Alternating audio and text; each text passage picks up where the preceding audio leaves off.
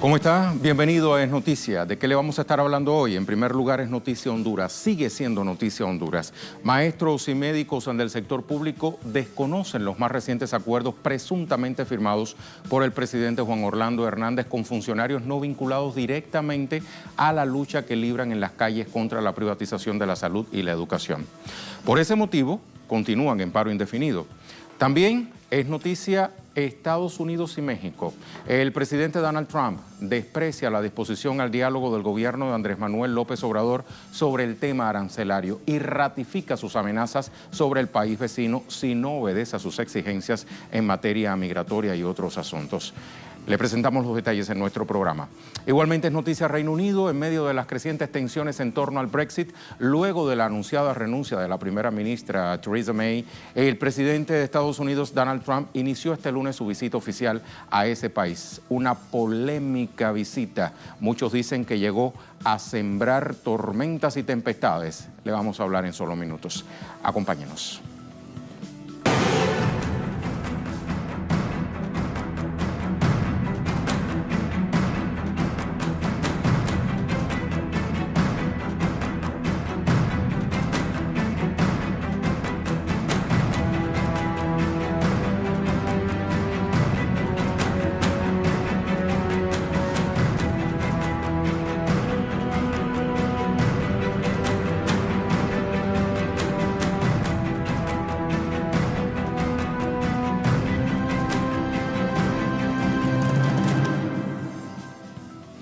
En Noticia Honduras, maestros y médicos del sector público desconocen los más recientes acuerdos presuntamente firmados por el presidente Juan Orlando Hernández con funcionarios no vinculados directamente a la lucha que libran en las calles contra la privatización de la salud y la educación.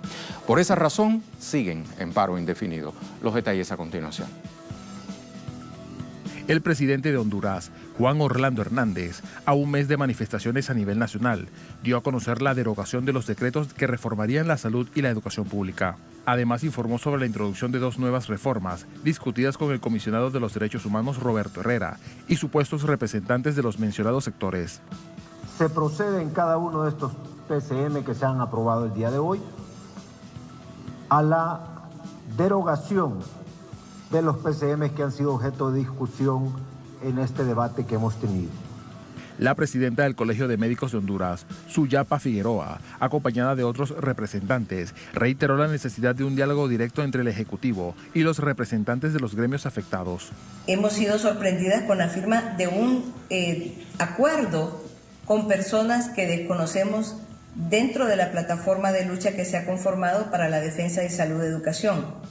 Nosotros hemos manifestado en reiteradas ocasiones que el diálogo solo puede ocurrir una vez que los decretos hayan sido derogados, los decretos ejecutivos hayan sido derogados y hayan sido publicados en el diario oficial La Gaceta.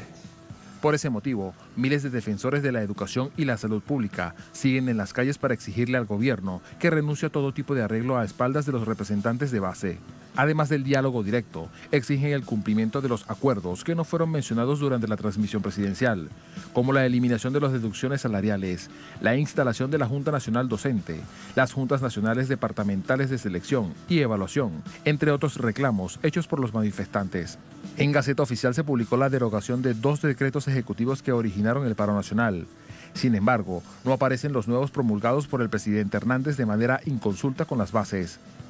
Ello ha desatado acciones de protesta en todo el país, en ciudades como San Pedro Sula, El Progreso, La Paz, Comayagua, Copán, Atlántida, Olancho, Valle y Choluteca. Gran parte de los hospitales se han sumado al paro indefinido, no sin antes garantizar la atención de los servicios de emergencia en medio de las protestas, que se mantendrán de manera indefinida. Es un tema de permanente análisis en Telesur. Por eso es que a continuación voy a dialogar con Gilberto Ríos Munguía. Él nos acompaña desde Tegucigalpa. Bienvenido nuevamente en Noticias. Gilberto, ¿cómo está? Buenas tardes, Rey. Muy agradecido por esta oportunidad que nos dan, sobre todo en esta coyuntura tan importante que está viviendo nuestro país. Gilberto, primeramente quiero preguntarle quiénes son esos funcionarios con los que el presidente Juan Orlando Hernández asegura haber dialogado para la conformación de los nuevos decretos que sustituyeron a los anteriores, pero de los que muy poco se sabe. Sí, bueno, ellos se reunieron anoche, a altas horas de la noche, más o menos se notificó a las 11:30 de la noche, que estaban en reunión con dirigentes magisteriales, que efectivamente son dirigentes de 6 gremios, de 6 gremios que hay en Honduras, había 4 presentes ahí, que estaban representando a un sector del gremio médico y habían también personas del gremio magisterial. Y en ese sentido no eran los dirigentes que nosotros reconocemos como de la plataforma. Entonces, sí se reunió con ellos, pero no con los que tienen, digamos, una legitimidad popular y con los que han estado a la cabeza y han estado dirigiendo las movilizaciones en este momento. El presidente anunció la habilitación de una página en Facebook, por ejemplo, para que los maestros expresen sus necesidades. Sin embargo, no hay visos de diálogo directo con los representantes de base de los gremios en paro. ¿Por qué no dar el frente? Sigue siendo la política del Ejecutivo Nacional.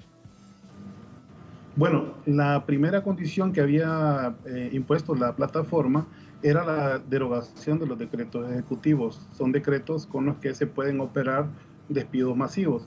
Efectivamente, anoche se derogaron y se aprobaron nuevamente otros 2 que el contenido no los conocía nadie. A medianoche se dio a conocer esta situación, a la 1 de la mañana la plataforma se manifestó y esto se ha viralizado por redes sociales, que ha sido uno de nuestros soportes de comunicación en esta lucha popular, demostrando pues que lo que había era una especie de jugarreta, un madrugón, decimos nosotros, porque querían que nos despertáramos con un sentimiento de desmovilización y sin embargo no fue así. Hoy tuvimos en Tegucigalpa y en varias zonas, en varias ciudades del país, manifestaciones masivas en contra de los decretos, pero también debemos decir que hay un sentimiento nacional bastante fuerte en contra del presidente y porque, haya un cambio de gobierno. Es decir, las demandas en realidad del pueblo que está acuerpando esta derogación de decretos trasciende, digamos, la misma demanda, ¿no? Y se da por la grave crisis económica y social que está en el país. ¿Qué pasa con los decretos ejecutivos específicamente? Bueno, llevamos 10 años con decretos de emergencia que permiten que el Estado, que el gobierno pueda hacer compras de emergencia en los hospitales, donde según denuncias recientes se han detectado, digamos, pérdidas más del 50% de medicamentos en corrupción, y en el caso del gremio médico, del gremio magisterial, contrataciones, ¿verdad?, que no corresponden al personal de las instituciones, que demandan las instituciones, pero también la posibilidad, ¿verdad?, que a través de estos decretos ejecutivos se puedan despedir masivamente trabajadores. Entonces, ¿por qué no volver a la ley? ¿Por qué pasar 10 años en emergencia en ambos gremios? Y es la necesidad del gobierno de tener instrumentos para reducir el costo social por las presiones básicamente que está recibiendo el Fondo Monetario Internacional.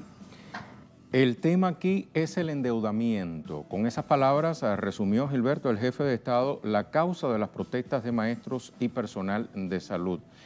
¿Es solamente eso?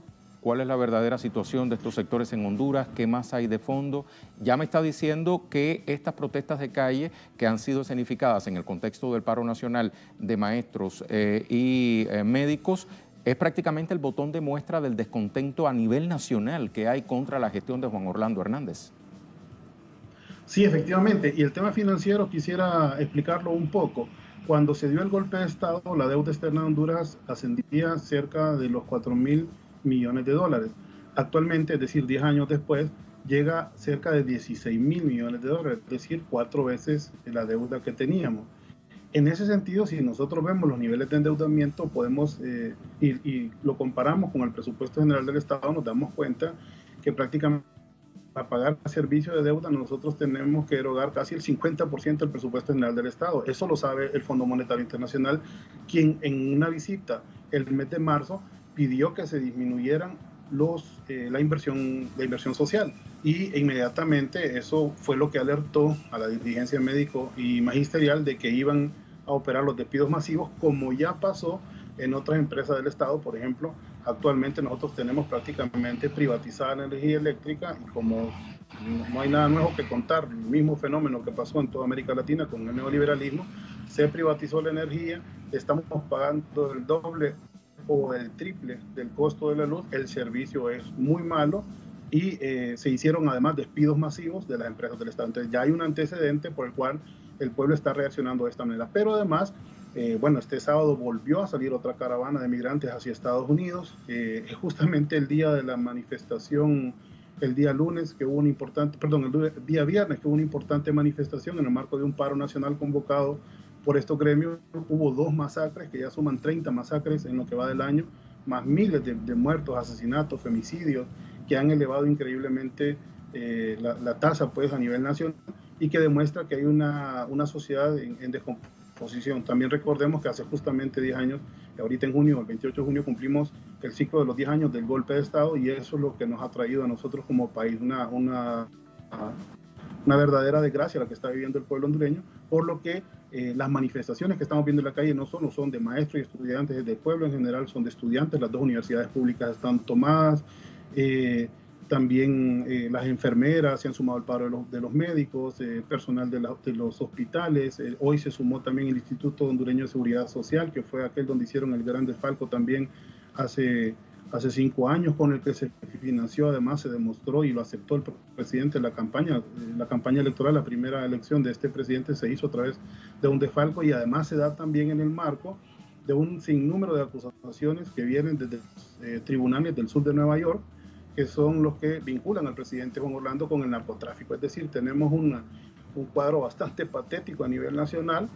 Sin embargo, el pueblo más bien está devolviendo la esperanza con sus movilizaciones y la demanda de un cambio más radical, más profundo que el simple, digamos, hecho de los 2 decretos de emergencia que se volvieron a aprobar el día de ayer. Un complejísimo cuadro que está presentando Honduras en este momento desde el punto de vista sociopolítico. Gilberto, muchísimas gracias por su análisis para este programa de Telesur. Hasta pronto. Gracias a ustedes, Rey. Muchas gracias. Vamos a poner a su disposición una información que aparece en uno de los periódicos locales de Honduras. Plataforma de Salud y Educación anuncia protestas para este martes. Pese a la derogación de los polémicos decretos relacionados con salud y educación, se convoca nuevamente a manifestaciones. Si usted hace un análisis a vuelo de pájaro de esta información, ve por ejemplo que más adelante aparece que los miembros de esta plataforma puntualizaron algunas condiciones que según ellos serán afectivas para un diálogo seguro y real con el Ejecutivo. ¿Quién será el convocante? ¿Cuál será la agenda a seguir por parte del gobierno hondureño? ¿Cuáles serán las secretarías de Estado, instituciones públicas, padres de familia y cooperantes internacionales convocados? ¿Cuáles serán las garantías que permita el fortalecimiento en el Sistema Nacional de Salud y Educación? ¿Cuál será el lugar donde se instalará la mesa? La agenda por parte de la plataforma la darán a conocer posteriormente. Ya lo sabe, aparece en la prensa de Honduras. Puede consultar este medio local y se enterará de otros detalles. Por lo pronto, hacemos una pausa en nuestro programa Es Noticia. Al regreso, ya se lo habíamos adelantado, Es Noticia Estados Unidos y México. El presidente Donald Trump desprecia la disposición al diálogo por parte del gobierno de Andrés Manuel López Obrador sobre el tema arancelario y ratifica sus amenazas sobre el país vecino si no obedece a sus exigencias en materia migratoria y en otros asuntos. Los pormenores después de la pausa.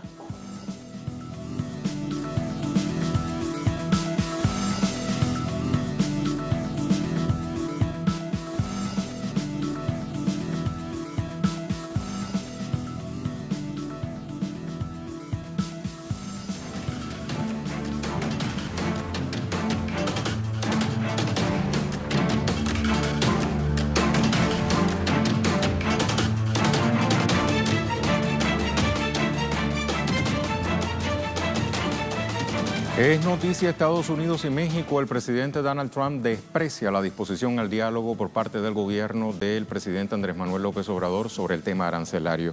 Ratifica sus amenazas sobre el país vecino si no obedece a sus exigencias migratorias y en otros temas. A continuación, pormenores. El mandatario estadounidense dijo este lunes que, como señal de buena fe, México debe detener inmediatamente el flujo de personas y drogas a través de su país y hacia la frontera sur estadounidense, porque si quisieran podrían hacerlo.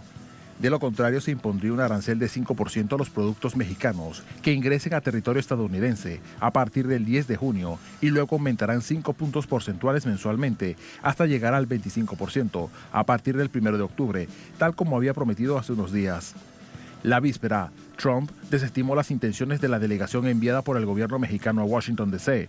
para dialogar sobre el tema. En este sentido, aseguró: el problema es que ellos han estado hablando durante 25 años. Nosotros queremos acción, no platicar.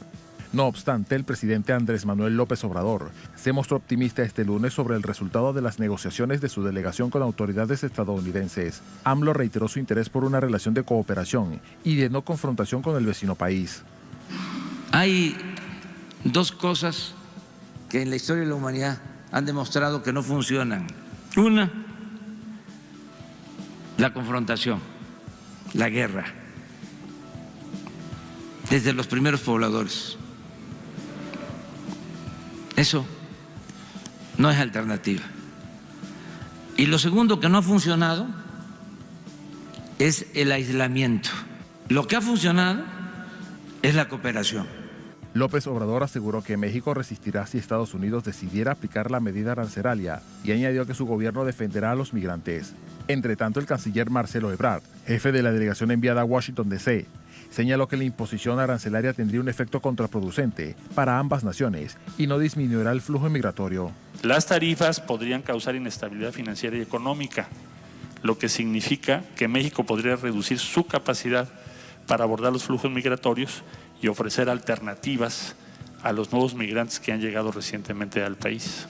Según el jefe del gabinete de Trump, Michael Boldani, para que no se aplique el aumento de impuestos, México debe mejorar de inmediato en 3 aspectos: imponer mayor control sobre el ingreso de inmigrantes centroamericanos, actuar más efectivamente contra los negocios ilícitos de tráfico migratorio y de drogas, así como permitir que más migrantes en situación irregular soliciten asilo en México, en lugar de hacerlo en Estados Unidos. Estados Unidos insiste en una imposición de aranceles que violaría las reglas de la Organización Mundial de Comercio y del Tratado de Libre Comercio de América del Norte, cuyo documento modernizado está en proceso de ratificación en el Senado mexicano. Indagamos con nuestros corresponsales. Comenzamos en Washington, D.C. con Alina Duarte. Saludos, Alina. Adelante. Hola, ¿qué tal? Muy buenas noches, Rey. Así es, pues una delegación del gobierno mexicano se ha trasladado aquí a Washington, D.C. para responder a la amenaza de Donald Trump de imponer 5% de aranceles a las exportaciones mexicanas a partir del 10 de junio si México no controla el flujo migratorio en su territorio. Esa fue la amenaza lanzada por el magnate en días pasados. La respuesta del gobierno mexicano, dicen, es diálogo y diplomacia. Fue el canciller mexicano quien dijo reiterar el compromiso de continuar con este diálogo profundo y la cooperación que siempre se ha mantenido con las autoridades de Estados Unidos, incluyendo la Casa Blanca, el Departamento de Estado, así como las demás agencias relevantes para abordar temas de migración. Esta delegación mexicana, que empezó a llegar desde el pasado viernes, puso varias cifras sobre la mesa para tratar de contraponer la narrativa de Donald Trump de que México no está haciendo nada para contener el flujo migratorio. El canciller mexicano dijo que durante los primeros 5 meses del 2019, 24,451 personas solicitaron refugio en México y México ha aceptado hasta mayo de este año a 8,835 migrantes retornados que ahora están esperando en territorio mexicano una audiencia de asilo en los tribunales de Estados Unidos. Estas cifras también incluyen la detención de 400 personas por actos presuntamente delictivos relacionados con el tráfico de migrantes y la deportación de 80,537 migrantes, en su mayoría centroamericanos. Pero en caso de que los diálogos no logran avanzar, dijo la secretaria de Economía de México, señaló que hay varios caminos a seguir, empezando, como lo ha destacado el presidente Andrés Manuel López Obrador, los organismos multilaterales. Dijo que estos tienen un ritmo tal vez menos efectivo, pero también está sobre la mesa el tema de la represalia y el llamado carrusel. Estos aranceles que Trump anunció como graduales y que podrían llegar hasta el 25%, dice el gobierno mexicano que serían desastrosos, pues aún en el menor de los casos representaría 17,500 millones de dólares anuales. Trump ha insistido nuevamente a través de su cuenta de Twitter que México debería detener inmediatamente el flujo de personas y droga, ya que pueden hacerlo, dice él, si quieren. Esto es lo que ha pasado durante las últimas horas aquí en Washington, esta relación bilateral entre México y Estados Unidos. Rey. Muchísimas gracias, Alina. Sobre esa relación bilateral vamos a seguir profundizando en nuestro programa Es Noticia con otro de nuestros corresponsales. Nos vamos a la Ciudad de México con Eduardo Martínez. Te saludo, Eduardo. ¿Cómo ve la sociedad mexicana no solo esta arremetida arancelaria por parte del gobierno de Donald Trump, sino además la respuesta, la postura del presidente Andrés Manuel López Obrador?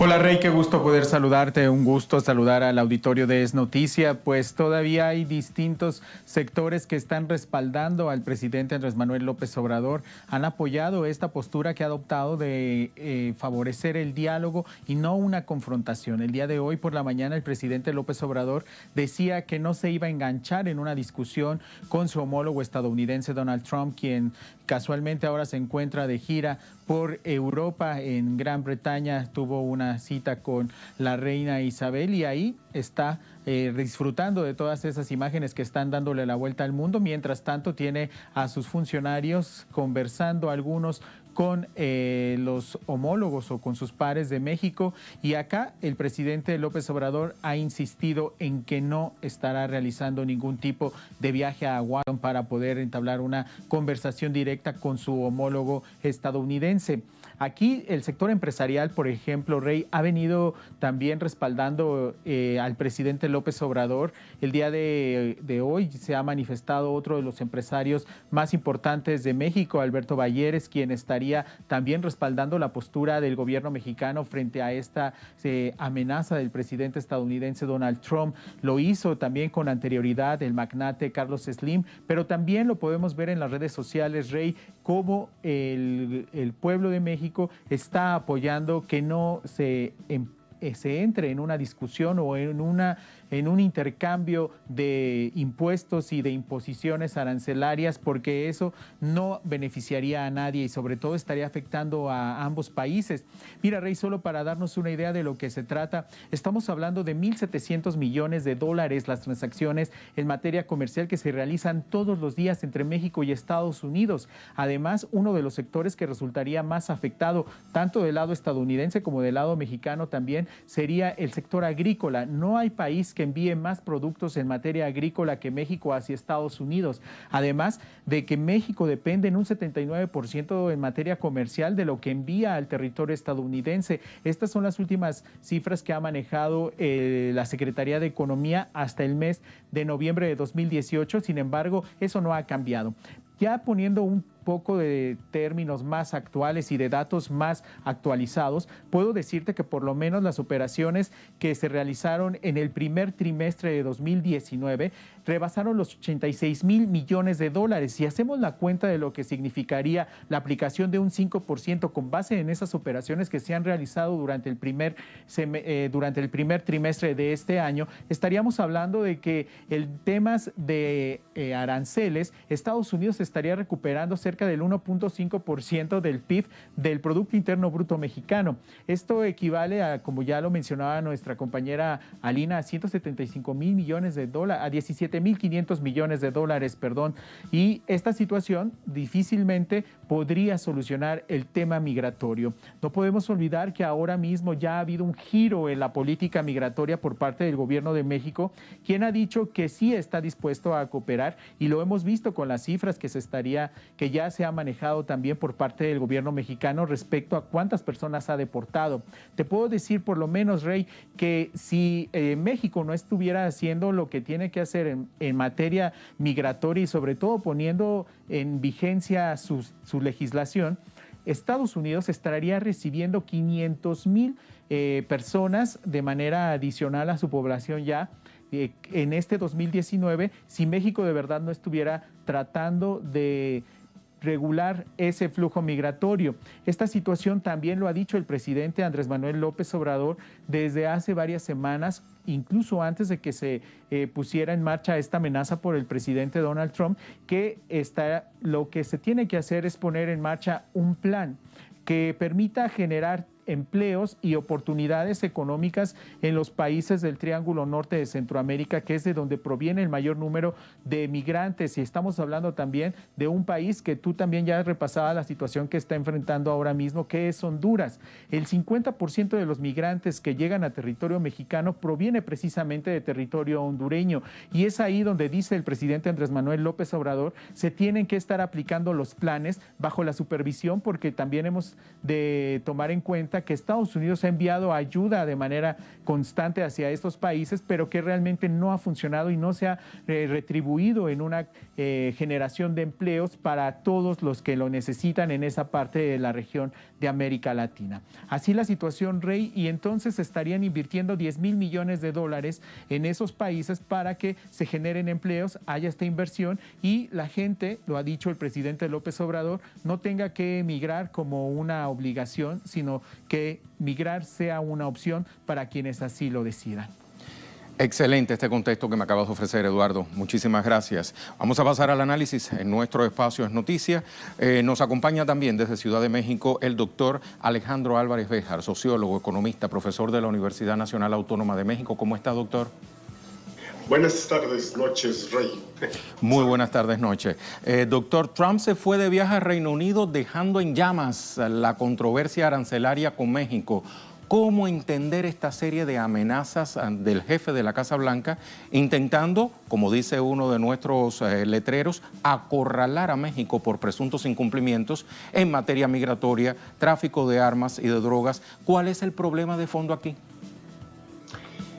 Yo creo que hay por lo menos un par de asuntos que en esta polémica y en esta mini guerra comercial que se anuncia, habría que buscar la explicación en parte en los temas de comercio y en parte afuera de los temas de comercio. En la parte, digamos, de los temas de comercio, cuando se habla de una relación muy estrecha entre la economía mexicana y la economía norteamericana, en particular las formas que asume el comercio, pues hay bienes que cruzan la frontera de ida y vuelta varias veces. Aplicar un arancel, como lo está proponiendo Trump, de 5% y subirlo hasta llevarlo a 25% en el curso de unos meses, en general va a acabar dañando en primerísimo lugar a las empresas norteamericanas, sobre todo del sector automotriz y del electrónico. Entonces, digamos que ese es un juego que indica que está manejando una carta que ha utilizado a México con frecuencia como una especie de puerta falsa para salir de situaciones políticas incómodas adentro de Estados Unidos. Después de que el juez Mueller renunció y dijo que no lo había exonerado sobre los temas de la investigación, se volvió otra vez a hablar con una enorme insistencia en las posibilidades del impeachment para Trump, y esto resultó pues contrario a lo que él estaba buscando. Entonces agarra el tema de México como un asunto que tiene amplia difusión, en la que puede exhibir una bravuconería pues basada en una fuerza muy real, pero que si lo lee uno con cuidado, yo en lo personal creo que una medida de ese estilo sería rechazada en primerísimo lugar por los empresarios norteamericanos. En el caso del comercio, en la parte, digamos, ahí tenemos que irnos bajando a otro nivel, pero en la parte, digamos, agrícola, sí, efectivamente hay una conexión muy fuerte y eso podría tener unos impactos también muy negativos del lado mexicano. Lo que yo creo es que planteó casi al inicio de la guerra comercial con China un arancel de 25% para el acero y el aluminio de Canadá y México, y al final eso se resolvió. En este caso, el tema está cruzado por la parte de la migración. Y yo insisto en que está creando un conflicto artificial. No, yo no veo una crisis migratoria en la frontera de México con Estados Unidos, aunque sí hay un aumento importante de los migrantes centroamericanos en la frontera de Centroamérica con México, pero digamos las proporciones no son de una crisis severa, y plantea el problema primero migratorio y luego, como que no quiere la cosa, le suma el asunto de las drogas. En medio de ese conflicto artificial que usted explica, doctor, hay algunas cifras. El Grupo Consultor de Mercados Agrícolas dice que de aplicarse el arancel del 5% a las exportaciones de los productos mexicanos que ingresan a Estados Unidos, la afectación ascendería a unos 17.500 millones de dólares al año, si se toma en cuenta que el año pasado las ventas a ese país fueron por 349.600 millones de dólares. La décima parte correspondió a artículos agroalimentarios. ¿Es este golpe en materia comercial parte de la política de bloqueo que ya venía aplicando Estados Unidos contra todo aquel que no responda a sus directrices y ahora de manera especial contra el gobierno del presidente AMLO? Bueno, es evidente que hay una intención de presionar para que se haga exactamente lo que el gobierno de Estados Unidos ve como la política que debe aplicarse en materia migratoria y que está muy clara desde hace tiempo. A la migración hay que detenerla por la fuerza, hay que poner muros, hay que poner vallas, hay que frenar la migración con la policía y el ejército y olvidarse de cuál es el origen de esa migración. Esa migración es producto hoy de dos grandes procesos: el deterioro de la agricultura en los países de Centroamérica por el cambio climático y las implicaciones de la firma de acuerdos de libre comercio de Estados Unidos con Centroamérica y de México con Centroamérica. Entonces, ahí hay una cantidad de temas que están pues mezclados, que realmente la solución de lo del arancel es una solución que no va a resolver absolutamente nada y que es más bien una presión política para conseguir, uno, que el gobierno mexicano detenga de manera violenta a los migrantes de Centroamérica, uno, hacer a un lado los planes que está planteando López Obrador de que el asunto se atienda con proyectos de desarrollo en los países de Centroamérica que están hoy muy afectados. Pero además yo creo que hay otro tema que está, digamos, fuera de la mesa, pero que está marcando mucho la agenda de la relación.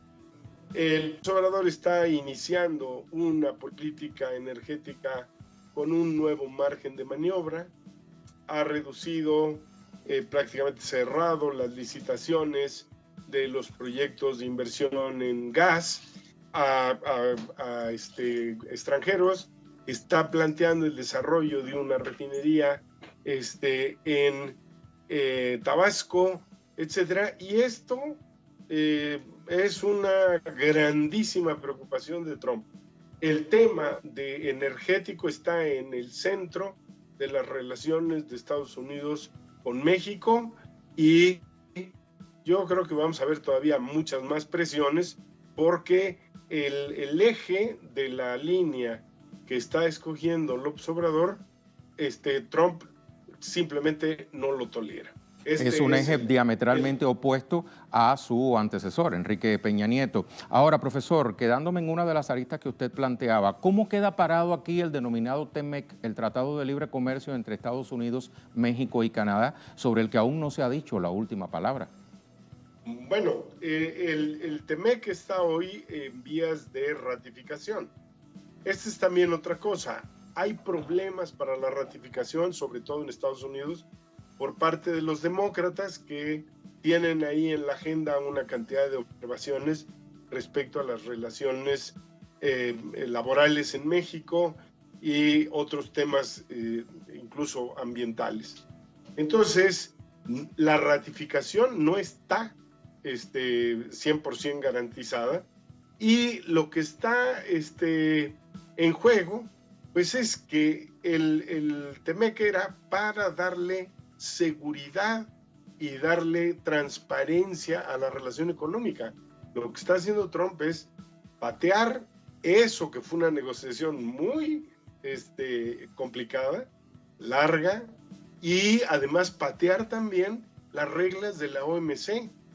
Yo creo que esto es demasiado para la magnitud del problema migratorio hoy en Estados Unidos, digamos, procediendo de Centroamérica. Me parece que es un artificio. El tema central es de política interna de Estados Unidos, y la sensación que quiere proyectarnos es de que no hay nada fijo, no hay nada seguro, y hay que simplemente atenerse a las consecuencias. Ahora, profesor, para el miércoles está pautada sí, una cumbre entre el canciller Marcelo Ebrard y el secretario de Estado de Estados Unidos, Mike Pompeo. ¿Qué esperar de ese encuentro con los vientos que soplan? Bueno, yo creo que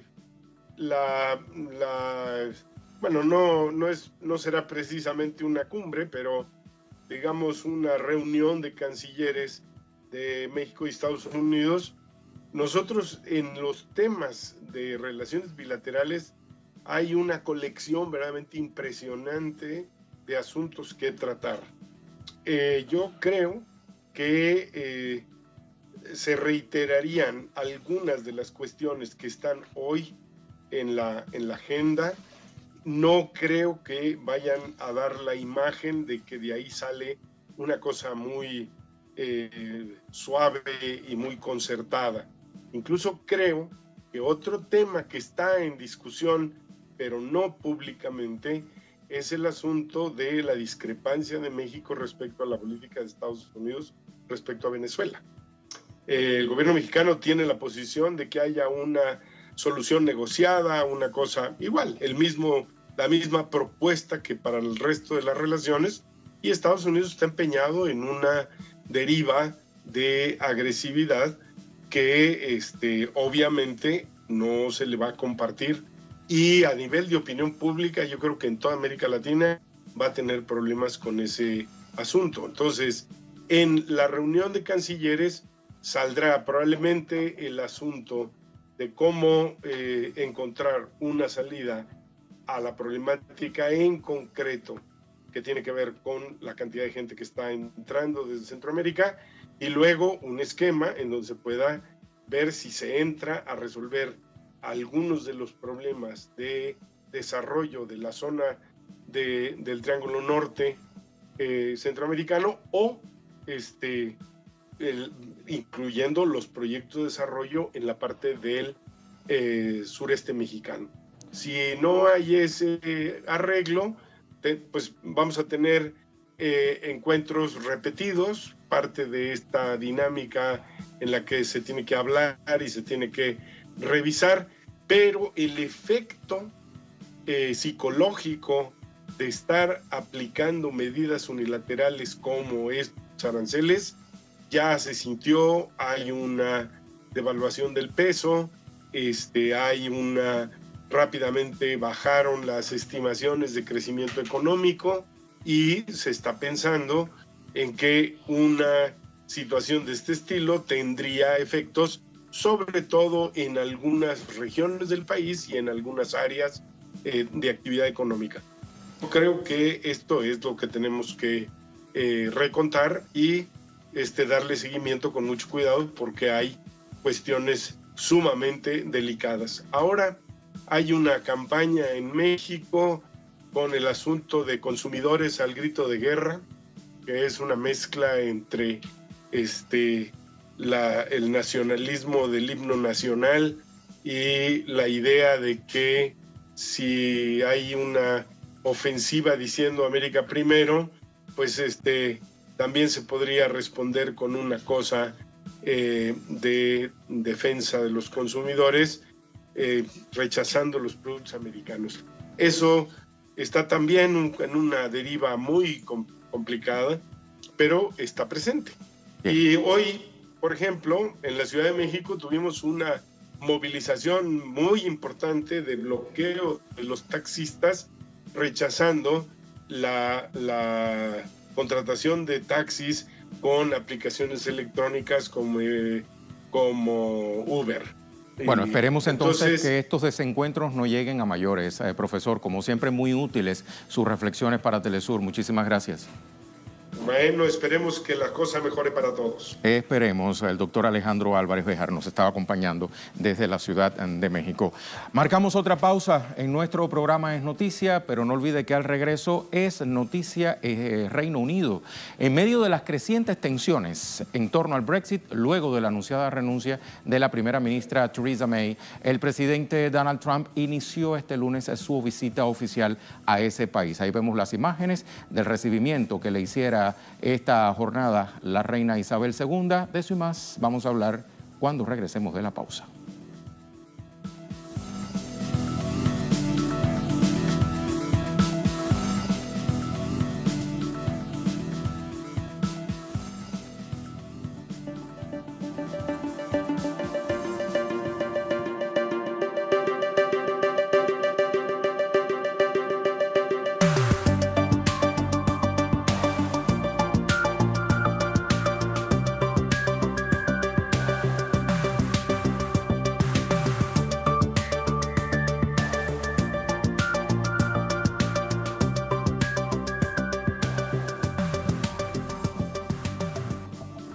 Nasty Man, hombre sucio, así decía uno de los carteles que estábamos viendo en esa protesta contra la visita del presidente Donald Trump. Es noticia Reino Unido en medio de las crecientes tensiones en torno al Brexit, luego de la anunciada renuncia de la primera ministra Theresa May. El presidente Trump inició este lunes su visita oficial a ese país. El jefe de la Casa Blanca no solo insultó en Twitter al alcalde de Londres, Sadiq Khan, a quien tildó de incompetente, sino además dijo que el sucesor de May debería defender el no acuerdo, o sea, no pagar la factura de la salida de la Unión Europea, estimada en 45.000 millones de euros, e incluso llevar al bloque regional ante los tribunales, como ya le recomendó en su momento a la primera ministra saliente. En este contexto, Trump expresó su simpatía hacia el candidato a premier Boris Johnson, a quien considera un gran hombre, al tiempo que reiteró su admiración por Nigel Farage, antiguo corredor de bolsa, ex miembro del Partido Conservador y hoy líder del partido del Brexit, a quien ve como el segundo al mando. A su llegada a Londres, el presidente estadounidense fue recibido en el Palacio de Buckingham por la reina Isabel II. Tiene en su agenda una serie de reuniones con la primera ministra y otros políticos británicos. El líder de los laboristas, Jeremy Corbyn, declinó asistir a la cena de Estado al considerar que la visita del magnate es inoportuna y busca dividir al país.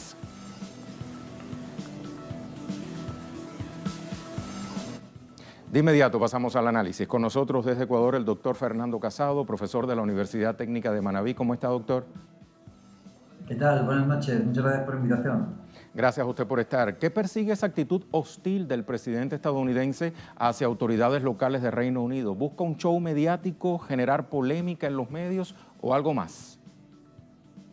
Bueno, sabemos que Trump es de gatillo fácil en redes sociales y que por lo tanto la provocación forma parte de la puesta en escena del mandatario estadounidense. Sin embargo, más allá de lo meramente estético, de lo sensacionalista que puedan parecer ciertas declaraciones del presidente estadounidense, aquí también hay una agenda muy importante que Trump viene a imponer en Europa en un momento muy delicado y en un momento también de guerra comercial. Yo creo que es fundamental para Trump tener, entre otras cosas, a una Unión Europea debilitada, y esa Unión Europea debilitada pues tiene mucho que ver con la salida del Brexit y cómo también el Reino Unido vaya a llevar a cabo esa salida, si va a ser una salida ordenada o si pudiera incluso ser una salida en la situación de coyuntura y de crisis pues bastante desordenada y que diera lugar a acuerdos inconclusos como en este momento ha ocurrido y que han incluso llevado a la renuncia de Theresa May. Por lo tanto, yo creo que Donald Trump tiene muy claro que, por un lado, a su relación especial que lleva cuidando desde hace 75 años, que además se celebra precisamente el desembarco de las tropas estadounidenses en Normandía, como parte de su alianza con países como Francia o el Reino Unido durante la Segunda Guerra Mundial, y que esa relación especial también deja a una Europa debilitada y una Europa que de alguna forma también está presionando, por un lado, para que los acuerdos en materia de defensa beneficien a Donald Trump frente a lo que calificó como una Europa de morosos, y también, desde luego, para presionar que la guerra comercial que actualmente lleva a cabo con China tenga a la Unión Europea de su parte, y que, por ejemplo, en el caso de la tecnología 5G con Huawei, pues que tuviera una posición cercana a Estados Unidos y no a China, y que, en caso de implementar esa tecnología, que no se hiciera con Huawei. Por lo tanto, pareciera que esto es simplemente una visita más, en un momento en el que los conservadores están debilitados, o en general el gobierno británico está debilitado, pero que en realidad, desde luego, que lo que busca Donald Trump es tratar de tender su mano al Reino Unido, al mismo tiempo que, desde luego, lo que trata es de afianzar su posición prevalente, económica y comercial sobre una Europa que actualmente, dada la heterogeneidad que tiene, pues presenta unos grandes desafíos, como por ejemplo el desafío del Brexit, de que uno de sus socios de mayor peso abandone la Unión. No ha sido vista con buenos ojos esta visita de Trump por el líder de los laboristas. ¿En qué medida lograría, como asevera Jeremy Corbyn, dividir Trump a un Reino Unido bastante desunido ya? Probablemente también Donald Trump está jugando a, de alguna forma, agudizar esas tensiones y agudizar también la polarización. Por un lado tenemos a un sector de los conservadores que estaría más próximo a no dejar la Unión Europea, y por otro lado tendríamos también a un partido conservador en el cual pues lo lideraría Johnson para desde una posición más euroescéptica. Y después también está Farage con el liderazgo, como vimos también en las pasadas elecciones del Parlamento de la Unión Europea, de los euroescépticos, que fue su partido, el partido Brexit, el más votado, curiosamente. Entonces se apoya en ellos para generar una fricción a lo interno del Partido Conservador, pero también una fricción con otras fuerzas políticas que en este momento también están en una posición bastante fortalecida frente a los conservadores, como serían, por un lado, los laboristas de Jeremy Corbyn, que han ido creciendo de manera paulatina, y después también, a la luz de lo que fueron los resultados de las elecciones europeas, después del partido del Brexit, el más beneficiado en los resultados fue el partido liberal o demócrata liberal, que también de alguna forma estaría más del lado de no abandonar la Unión Europea, y también con declaraciones bastante antisonantes en contra de la llegada de Donald Trump. La llegada de Donald Trump es un factor que vuelve a polarizar y que sin duda lo que trata es de poner o de inclinar la balanza, dado el peso que tienen los Estados Unidos, del lado de los euroescépticos. De alguna forma, Donald Trump lo que viene también a dejar clara a la opinión pública inglesa es que no tengan miedo de dejar el Brexit, no tengan miedo de abandonar la Unión Europea, porque aquí va a estar Estados Unidos para dar o para cubrir posibles falencias comerciales que pudieran quedar después de abandonar la Unión Europea. Que incluso además eso ha creado también una cierta tensión y conmoción a lo interno de la sociedad inglesa, porque incluso ha hablado del sector salud, y ya sabemos que, por ejemplo, en el caso de Estados Unidos, el sector salud en materia pública es bastante deficitario, con lo cual ha dado a entender en muchos sentidos que poder abandonar la Unión Europea podría querer decir también llevar a cabo privatizaciones en sectores tan sensibles como el de la salud. Pero en cualquier caso, Donald Trump lo que quiere es reforzar a los euroescépticos, darles un espaldarazo que haga que esa opinión pública, que mayoritariamente ha estado, después del referéndum con el que se aprobó el Brexit, a favor de la salida de la Unión Europea, siga teniendo mayoritariamente una posición de salir de la Unión Europea. Y frente a ellos, pues por supuesto, el Partido Liberal y el Partido Laborista sería los oponentes, y agudizándose este tipo de tensiones, Donald Trump espera salirse con la suya y llevarse a su lado al Reino Unido después de que salga del Brexit. Doctor, muchísimas gracias por este análisis para la audiencia de Telesur. Ya entonces entendemos un poco más de qué va esta visita y la actitud incluso del presidente Donald Trump durante su visita a Reino Unido. Hasta muy pronto. Muchas gracias por la invitación. Hasta luego. El doctor Fernando Casado. Despedimos de esta forma nuestro programa Es Noticia, no sin antes dejarlo con imágenes de algo que también fue noticia durante la jornada de hoy. Con ella lo dejo. A usted muchísimas gracias por estar con Telesur, la señal informativa de América Latina y el Caribe para el mundo.